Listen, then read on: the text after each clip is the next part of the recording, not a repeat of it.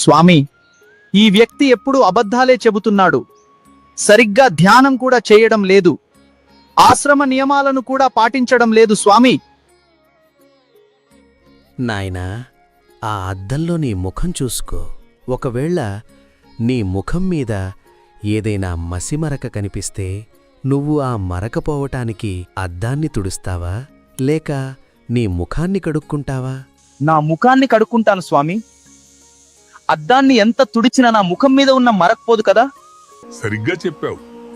ఈ ప్రపంచం కూడా ఒక అద్దం లాంటిది.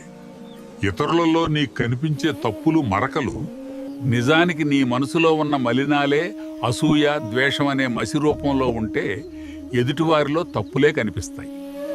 బయట ఉన్న అద్దాన్ని శుభ్రం చేయడానికి ప్రయత్నించటం వృధా ప్రయాస.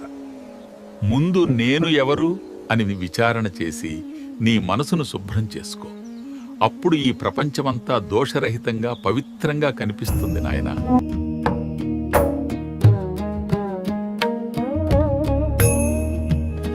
పరుల దోషములను ఎంచకు ఓ మనసా, అది నీ కంటి పాపమే, నీ మదిలోని మలినమే.